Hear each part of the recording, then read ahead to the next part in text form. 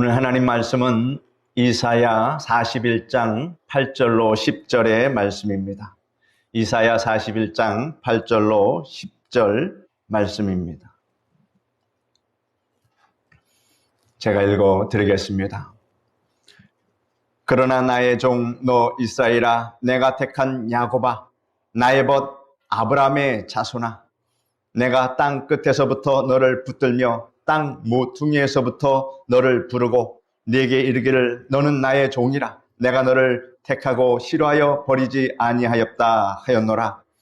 두려워하지 말라, 내가 너와 함께 함이라. 놀라지 말라, 나는 네 하나님이 됨이라. 내가 너를 굳세게 하리라. 참으로 너를 도와주리라. 참으로 나의 의로운 오른손으로 너를 붙들리라. 오늘은 당신은 하나님과 어떤 관계입니까? 이런 제목으로 말씀해 드리겠습니다. 여러분은 하나님과 어떤 관계를 맺으며 인생을 살아가고 있습니까? 성경에는 성삼위일체 하나님과 하나님의 백성의 여러 가지 다른 명칭들이 기록되어 있습니다. 여호와 하나님의 명칭은 여러 가지가 있습니다. 여호와 이레, 여호와께서 준비하신다. 여호와 니시, 여호와는 나의 깃발이다. 여호와 라하, 여호와는 나의 목자시다. 여호와 라파, 여호와는 치료하는 하나님이시다. 여호와 찌드게누, 여호와는 우리의 의이시다. 여호와 삼마, 여호와께서 거기 계시다. 여호와 살롬, 여호와는 평강이시다. 하나님의 품성과 속성을 다양하게 성경은 기록해 놓고 있다라고 하는 것입니다. 하나님의 이러한 이름만 우리가 묵상해 봐도 하나님이 얼마나 우리에게 귀하시고 좋으신 하나님인가를 깨닫게 됩니다. 예수 그리스도의 명칭은 여러 가지 또 있습니다. 하나님의 아들, 독생자 구주, 하나님의 말씀, 만왕의 왕, 만주의 주, 선한 목자, 양의 문, 생명의 떡, 참포도나무, 길과 진리와 생명이라 라고 기록하고 있습니다. 또 성령의 명칭도 여러 가지 있습니다. 약속의 성령, 은혜의 성령, 진리의 성령, 생명의 성령, 양자의 영, 하나님의 영, 그리스도의 영, 보혜사, 이와 같이 예수 성령님의 그 명칭 또한 성경에 다양하게 기록하고 있다라고 하는 사실입니다. 하나님의 백성의 명칭, 여러분의 명칭도 여러 가지인데 각 명칭에 귀중한 뜻이 내포되어 있습니다. 오늘 본문 말씀에 보면 하나님께서 우리를 부르시는 명칭이 세 가지로 나와 있습니다. 나의 종 너 이스라엘아, 내가 택한 야곱아, 나의 벗 아브라함의 자손아, 이렇게 우리를 부르고 계신다라고 하는 사실을 우리는 오늘 알아야 합니다. 하나님께서는 우리를 나의 종 이스라엘아, 나의 택한 야곱아, 나의 벗 아브라함의 자손이라 이렇게 부르셨는데, 우리는 이 세 가지 명칭을 통하여서 하나님과 우리의 관계가 어떠한 관계인가를 분명히 알고 그 이름에 걸맞는 삶을 살아야 하는 것입니다. 여러분 신분에 걸맞는 그러한 삶을 이 세상에서 살아간다면 하나님께서 그 삶을 기뻐 받으시고 여러분의 삶 가운데서 하나님께서 은혜와 복을 주신다는 사실을 믿으시기를 바랍니다. 첫째로 하나님께서는 우리를 나의 종 이스라엘이라고 부르셨습니다. 하나님의 백성은 하나님의 종이라는 신분을 여러분 잊지 마시기를 바랍니다. 누가 나보고 종이라 하면 기분 좋을 사람 없습니다. 특히나 권력이 강하고 힘이 있고 부가 막강한 사람 앞에서 너는 종이다라고 하면 기분이 나쁠 것입니다. 그러나 우리가 주인으로 섬기고 있는 하나님은 그러한 차원의 하나님이 아니시다라고 하는 것입니다. 온 세상을 만드시고 나를 창조하신 나의 진정한 주인이 하나님이시고, 그 하나님은 우리에게 사랑을 무한히 공급해 주시는 참으로 좋으신 하나님이라고 생각할 때에 하나님의 종된 것이 여러분 인생의 큰 영광인 것을 아시기를 바랍니다. 우리는 하나님께 굴종하는 것이 아닙니다. 자원해서 하나님이 나를 사랑해 주신 그 사랑에 나도 너무나 감사해서 나는 하나님의 종입니다. 이렇게 부를 수 있을 정도로 하나님은 우리에게 사랑이 풍성하신 하나님으로 우리를 대해주고 계시다. 그래서 우리는 자원하는 종이 되어야 할 줄 믿습니다. 하나님께서는 우리의 주가 되시고 우리는 주 하나님을 섬기는 종이다 라고 하는 확고한 명칭을 여러분 마음에 새기시기를 바랍니다. 그런데 종과 머슴은 다릅니다. 머슴은 고용 계약에 따라서 일하고 품삯을 받습니다. 그리고 본인의 뜻에 따라서 주인을 떠나서 독자적인 행동을 자기 스스로 할 수 있습니다. 그러나 종은 그렇지 않습니다. 종은 주인의 완전한 소유물이며 주인의 명령에 절대 복종해야 하고 자기 마음대로 주인을 떠나지 못하며 독자적인 행동을 할 수가 없습니다. 이러므로 우리가 하나님의 종이라는 사실을 아는 것은 매우 중요합니다. 우리가 하나님의 종이라는 점을 철저히 배우면 많은 인생의 유익과 복을 받는다는 사실을 여러분 믿으시기를 바랍니다. 그런데 우리가 하나님의 종다운 삶을 살기까지는 이게 쉽지 않습니다.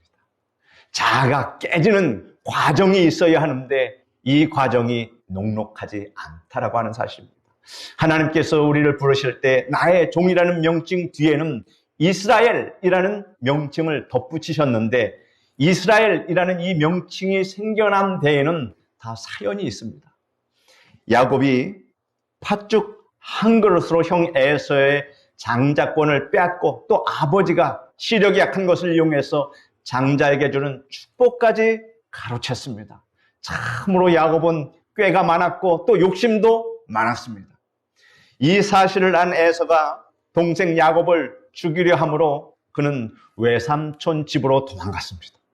잠시 그곳에 머무는 동안 형의 노여움이 풀리면 집으로 돌아가리라 생각했지만 어느새 세월이 20년이 지났습니다. 20년의 세월을 바탕 아람 외삼촌 집에서 지내게 되었습니다. 그곳에서 야곱은 고난 풍파를 많이 겪었지만 하나님의 도우심으로 고향에 돌아갈 때에는 수많은 양떼와 소떼를 거느리게 되었습니다.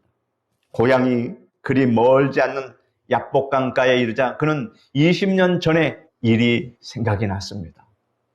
아직 형과의 관계가 다 해소가 안 됐으니 마음에 큰 부담이 있는 것은 당연합니다. 만일 아직도 형이 자기에게 원한을 가지고 있다면 자기를 보자마자 죽이려 할 것이 뻔한 일이었습니다. 이 생각을 하자 겁이 났습니다.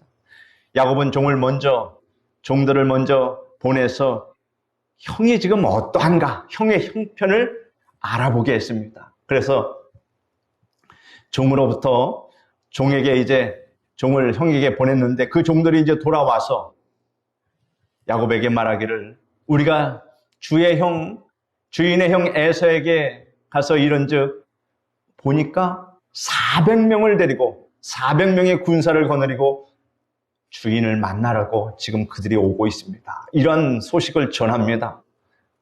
그 소리를 듣자마자 간담이 서늘해집니다. 우리는 싸울 힘도 없고 처자식들은 어리고 이제 다 죽었구나 생각할 수도 있습니다. 그때에 야곱은 꾀를 냈습니다.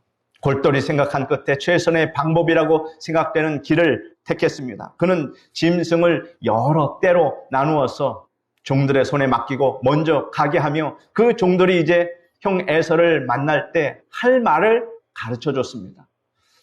내 형 에서가 너를 만나 묻기를 내가 네 사람이며 어디로 가느냐? 네 앞에 것이 네 것이냐? 하거든 주의 종 야곱의 것이요 자기 주인 에서에게 보내는 예물이 오며 야곱도 우리 뒤에 있나이다. 이렇게 말하라고 가르쳐 줬습니다. 여러 떼의 짐승을 선물로 받고 이제 마음이 누그러져서 형이 자기를 용서해 주기를 바라는 그런 마음으로 먼저 그렇게 꾀를 낸 것입니다. 그래도 마음이 놓이지 않은 이 야곱은 종과 자기 가족들만 먼저 그 강을 건너게 하고 자기 자신은 그 건너편에서 남아서 고민하고 있었습니다. 야곱이 20년 동안 하나님께 깨뜨림을 받았지만 아직도 인간의 수단과 방법을 의지하고 있는 것을 보신 하나님께서 그를 더 깨뜨리기로 작정하셨습니다. 그 밤에 야곱은 한 사람과 씨름을 하게 됩니다. 그 사람이 야곱을 이기지 못하자 야곱의 이 환도뼈를 쳤습니다. 야곱의 환도뼈가 위골됐습니다. 환도뼈가 위골되면 걷지도 못합니다. 새벽이 되려 하자 그 사람이 야곱에게 나로 가게 하라고 이렇게 말을 했지만 야곱이 끝까지 그를 붙들며 당신이 내게 축복하지 않으면 가게 하지 않겠습니다 하고 그를 놓지 않았습니다. 야곱의 심정이 그때 어땠을까요? 죽기 살기로 이 천사가 나를 구원할 수 있다라는 그런 확신을 가지고 죽기 살기로 그를 붙은 겁니다. 여기서 그를 놓치면 나는 산 목숨이 아니다 이렇게 생각할 수가 있다라는 것입니다. 야곱은 그가 보통 사람이 아니고 천사임을 대번에 알았습니다. 그가 야곱에게 물었습니다. 내 이름이 무엇이냐? 야곱입니다. 그랬을 때 그 천사가 내 이름을 다시는 야곱이라 부르지 말고 이스라엘이라고 하라. 이는 내가 하나님과 사람으로 더불어 겨루어 이겼음이라. 이렇게 이스라엘이라는 이름이 이와 같은 이유로 주어졌다라고 하는 것입니다. 환도뼈가 위골된 야곱이 깨어져 인간의 방법과 수단을 버리고 하나님의 복을 구하며 하나님께서 이후로부터 그에게 복을 내려주셨다라고 하는 사실을 성경에서는 우리가 발견할 수가 있습니다.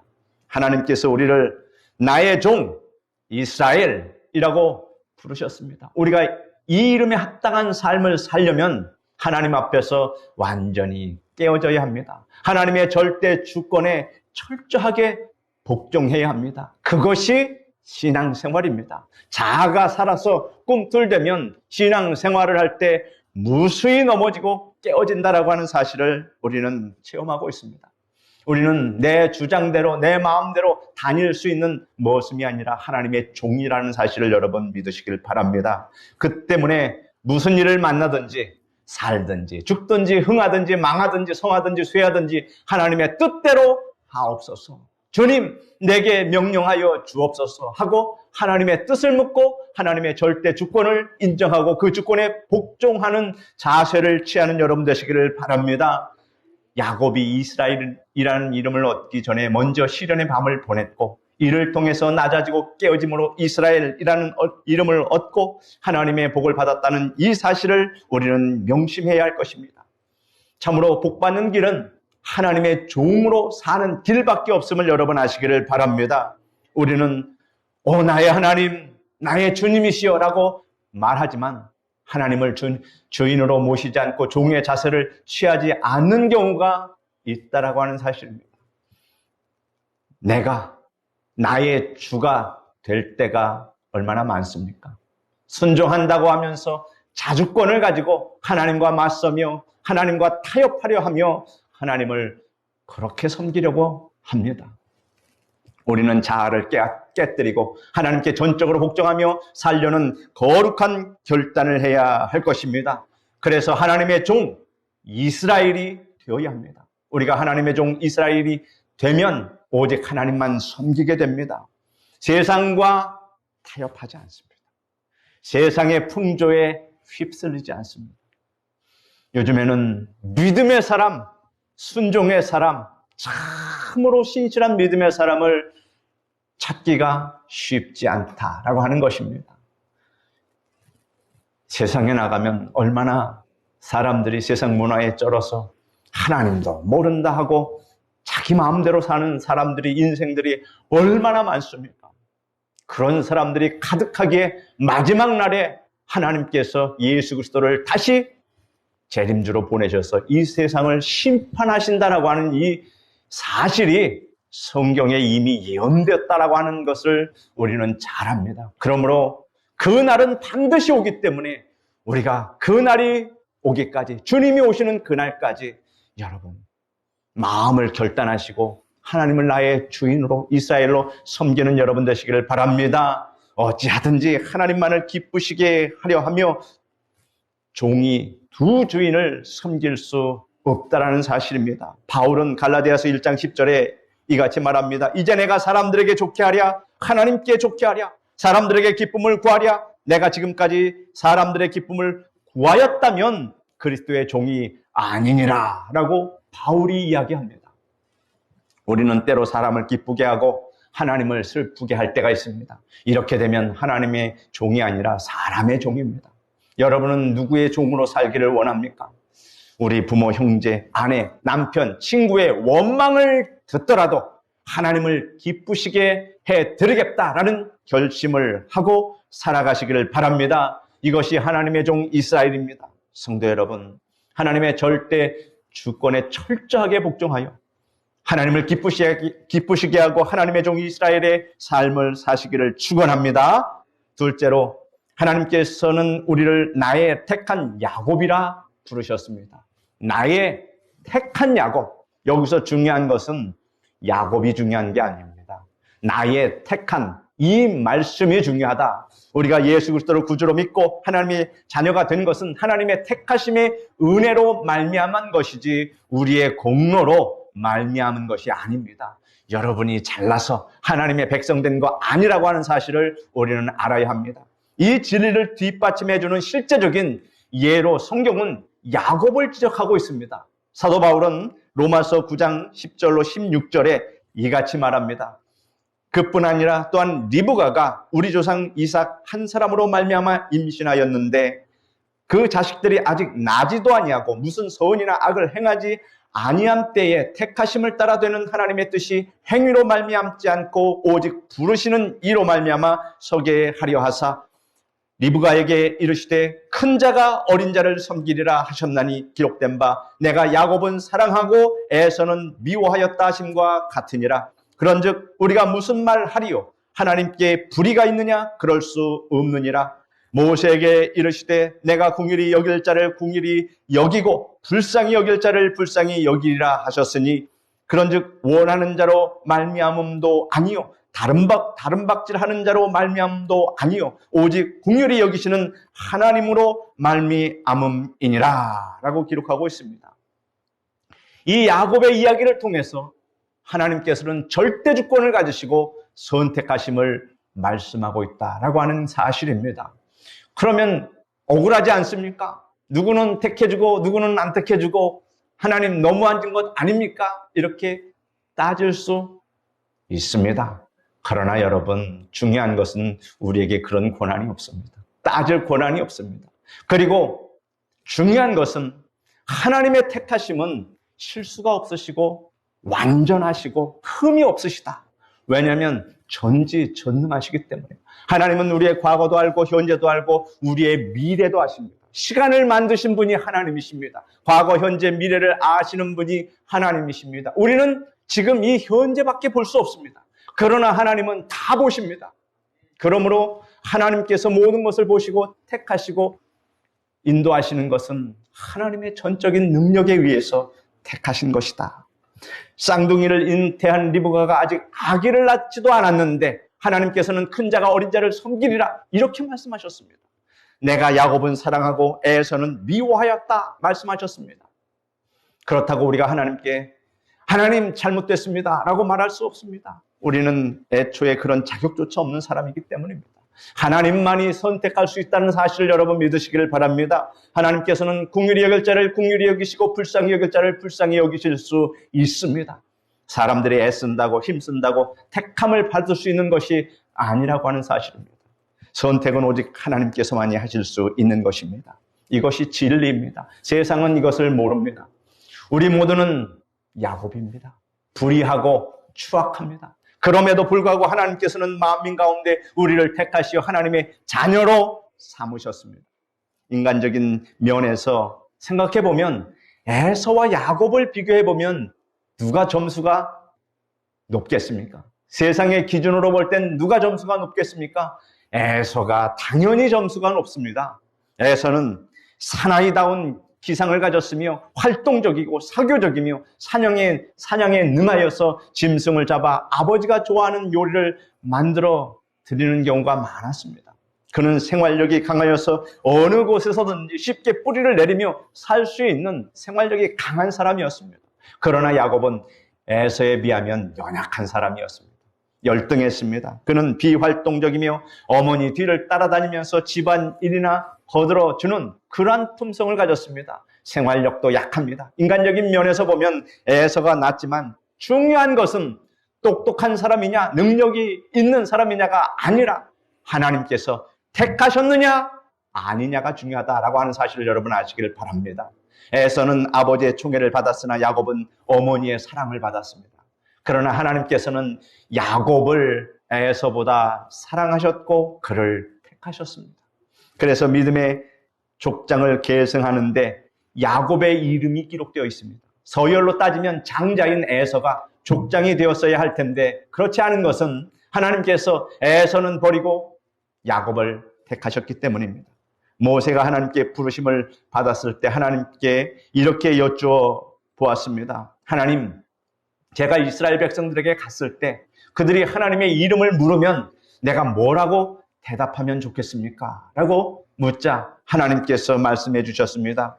너는 이스라엘 자손에게 이같이 이르기를 너희 조상의 하나님 여호와 곧 아브라함의 하나님, 이삭의 하나님, 야곱의 하나님께서 나를 너희에게 보내셨다 하라. 이는 나의 영원한 이름이요 대대로 기억할 나의 칭훈이라 라고 말씀하셨습니다.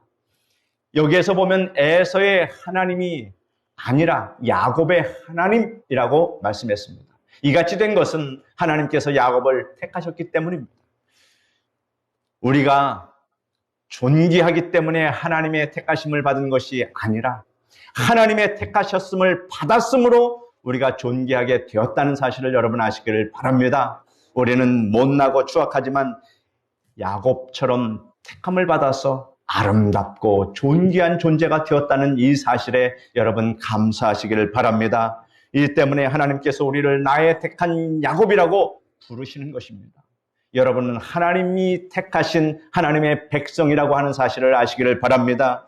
우리는 하나님의 택하심을 받아 하나님의 자녀가 되었으므로 하나님의 은혜를 생각하면서 늘 기쁘고 하나님께 감사하며 살아야 할 것입니다. 셋째는 하나님께서는 우리를 나의 벗 아브라함이라고 부르셨습니다.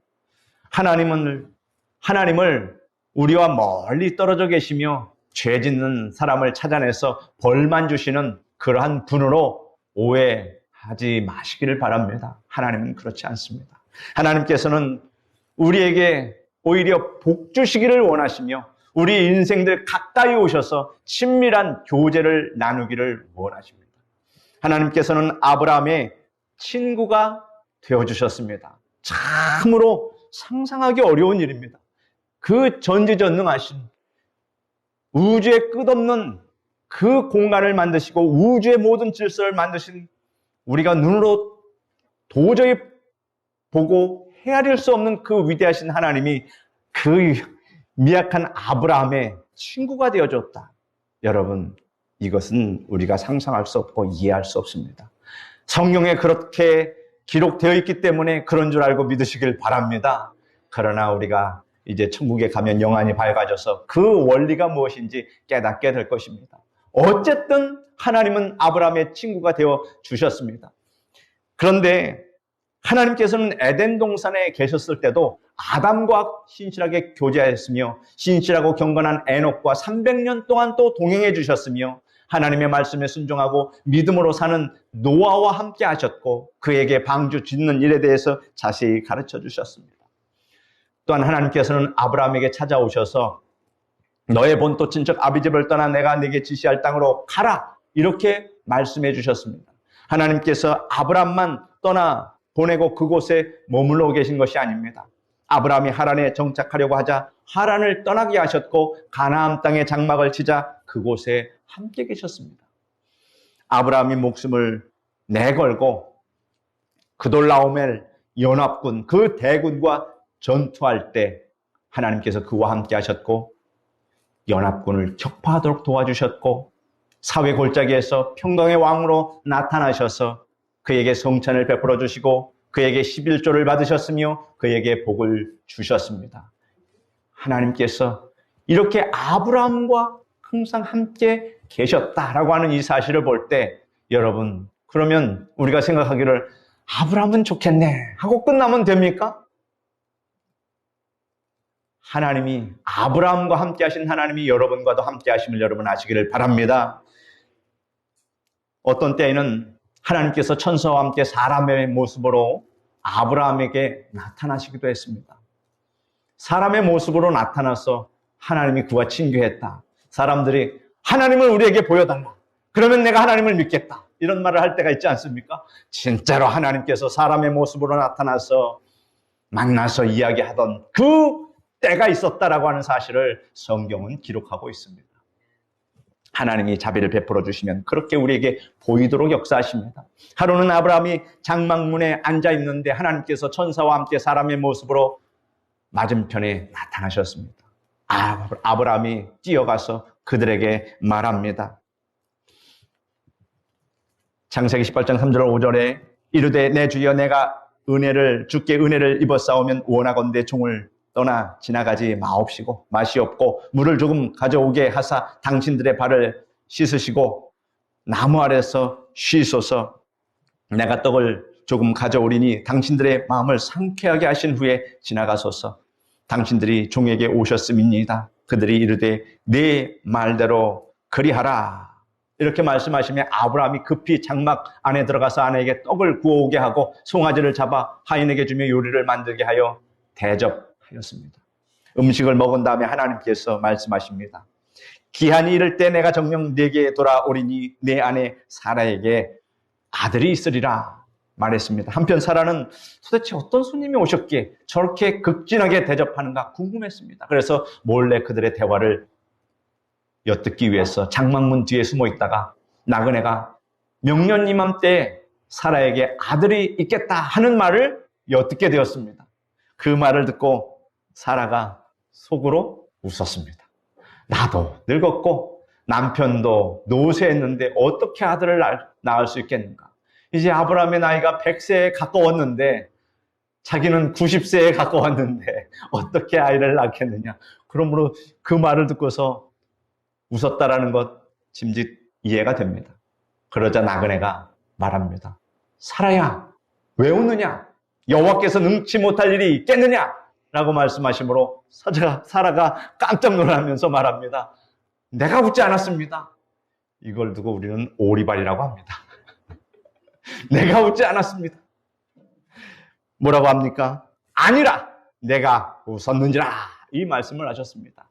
말이 가고 말이 오고 이런 상황이라고 하는 사실입니다. 하나님께서는 인간의 모습으로 아브라함의 집에 오셔서 음식 대접도 받으시고 복도 주시고 장막 뒤에 몰래 숨어서 웃고 있는 사라에게 웃지 말라고 말씀하시며 교제를 나누었다라고 하는 사실입니다.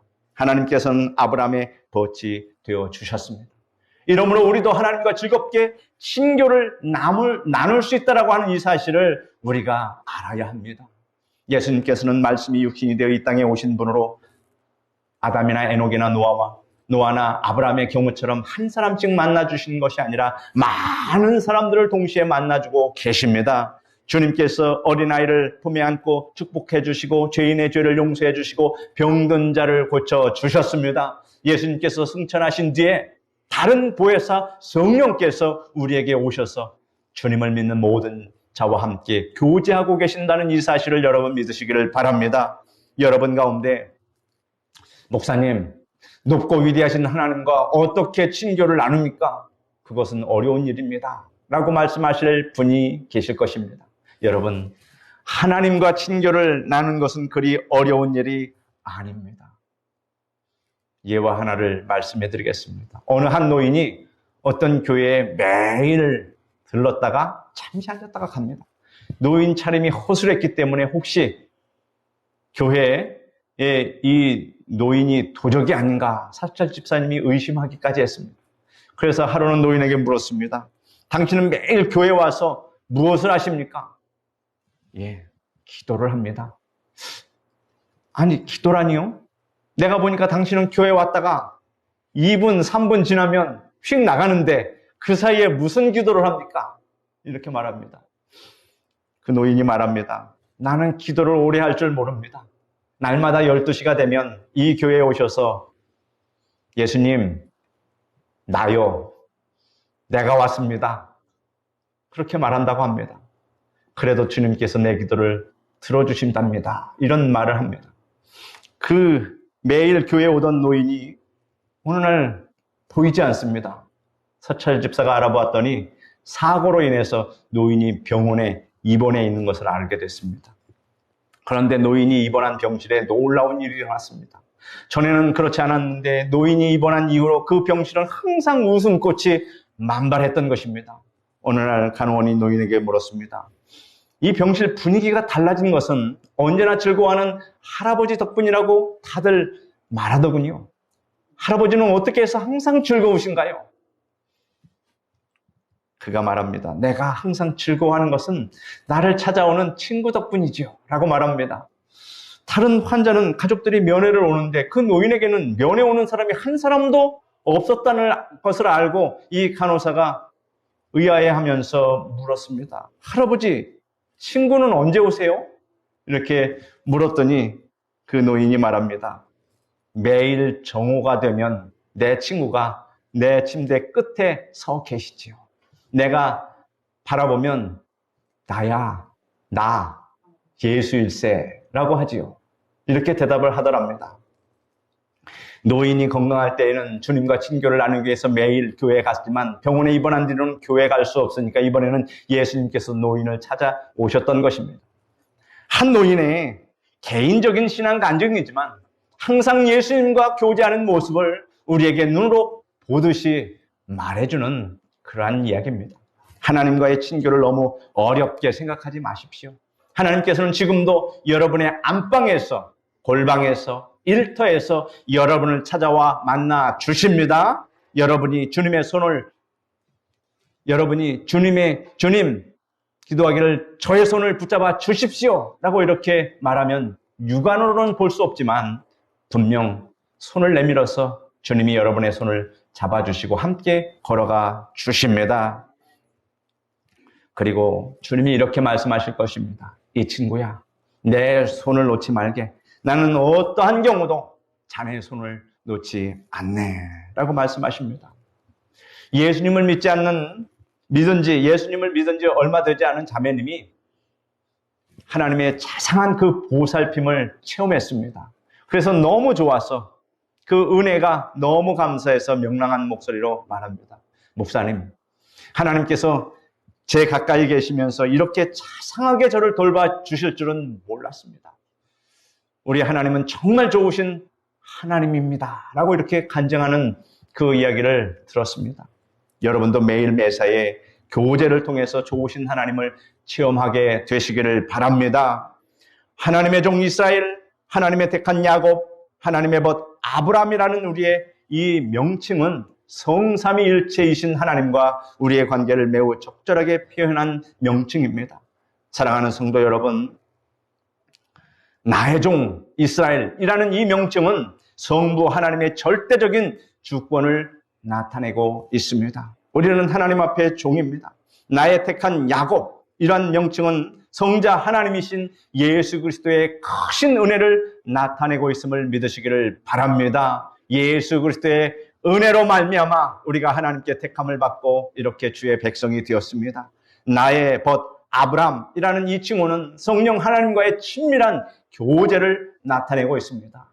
여러분, 하나님께서 나를 친구 삼아 주셨으니 하나님을 어려워하지 말고 여러분의 일상생활 속에서 항상 주님과 교제하는 여러분 되시기를 바랍니다. 이제 여러분은 하나님께서 부르시는 여러분의 명칭의 뜻을 알았으므로 늘 하나님의 절대적인 주권에 철저히 복종하고 하나님의 택하신 은혜에 감사하며 하나님과 항상 친교를 나누시기를 바랍니다. 그리할 때 다음의 약속이 여러분의 것이 되는 것입니다. 어떤 약속입니까? 이사야 41장 10절 말씀입니다. 다 같이 읽어보겠습니다. 두려워하지 말라. 내가 너와 함께함이라. 놀라지 말라. 나는 네 하나님이 됨이라. 내가 너를 굳세게 하리라. 참으로 너를 도와주리라. 참으로 나의 오른손으로 너를 붙들리라. 기도하겠습니다. 거룩하신 하나님 감사합니다. 하나님 아버지께서 이렇게 저희들을 칭하여 주셨고 저희들은 하나님께 그러한 존재로 존귀하게 택함을 받고 하나님의 백성으로 살게 되었습니다. 우리의 신분이 죄인에서 의인으로 하나님의 백성으로 변화된 이 사실을 늘 자각하고 우리 신분에 맞는, 우리 칭호에 맞는 그러한 삶을 세상 속에서도 살아갈 수 있도록 도와주셔서 세상의 빛과 소금이 되게 하여 주옵소서. 그래서 장차 주님 만나는 그날에 잘했다고 칭찬받는 주의 종들이 다 되게 주님 도와주시옵시고, 하늘에서 많은 하나님 칭찬과 면류관을 받아 하나님께 더욱 영광 돌리게 하여 주옵소서. 예수님의 이름으로 기도드립니다. 아멘.